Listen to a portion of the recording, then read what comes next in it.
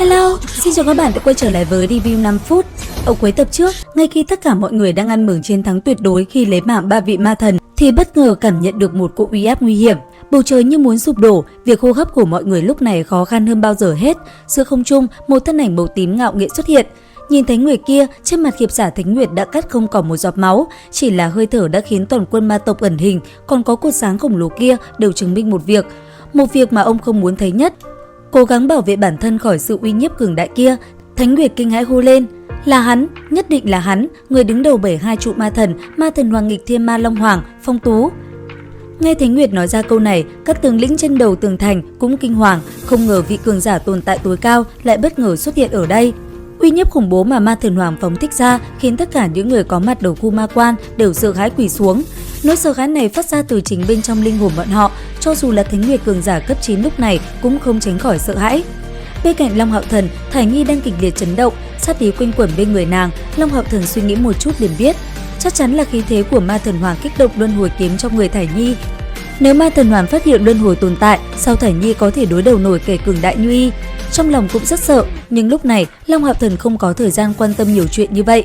Hắn kéo Thải Nhi vào ngực mình, ôm chặt nàng, đồng thời phóng ra nội linh lực, cố gắng bao bọc thân thể Thải Nhi. Nó cũng kỳ quái, cảm giác sợ hãi trong lòng Long Hạo Thần nhẹ hơn người khác nhiều. Nhìn Ma Thần Hoàng từng bước đạp không khí đi, lòng hắn sợ thì ít mà tò mò thì nhiều. Đám bà bên cạnh hắn đang giãy giụa, không để mình ngã quỵ, hắn lại có thể ôm Thải Nhi, giúp nàng chống đỡ dao động của luân hồi.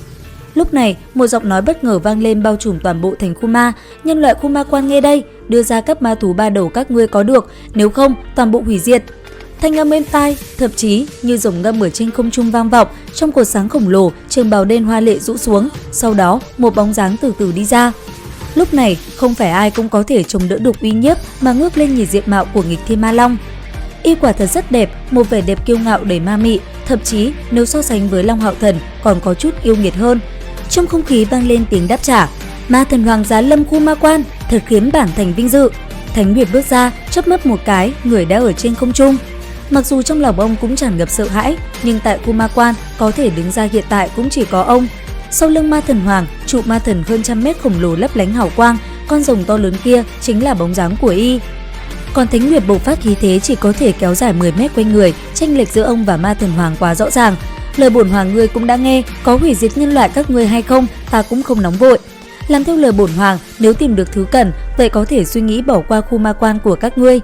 Thanh âm Phong Tú vang lên, tựa hồ vô cùng nhẹ nhõm, nhưng Thánh Nguyệt tự biết chênh lệch giữa mình và Ma Thần Hoàng lớn cỡ nào. Lúc này, thật sự có thể thỏa hiệp sao? Một giọt mồ hôi rơi xuống từ trán Thánh Nguyệt.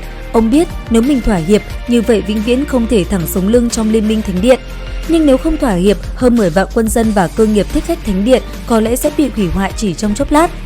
Sau âm thanh vang vọng kia, trên đầu tường thành ít nhất có hơn 10 ánh mắt tập trung vào người Long Hạo Thần.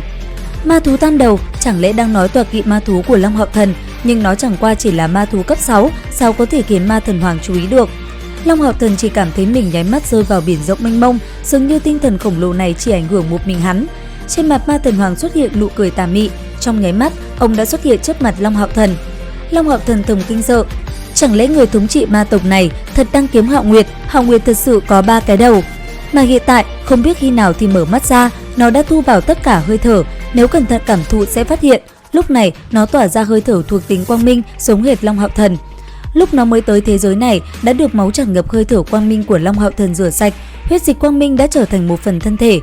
Hiện tại, nó lấy phần huyết mạch này ra, tạm thời chuyển biến thành hơi thở của mình, mà hơi thở vốn có của nó thì toàn bộ ẩn giấu đi. Đến đây thì cũng hết tập 69 Thần Ấm Vương Tọa. Xin chào và hẹn gặp lại các bạn ở những video tiếp theo.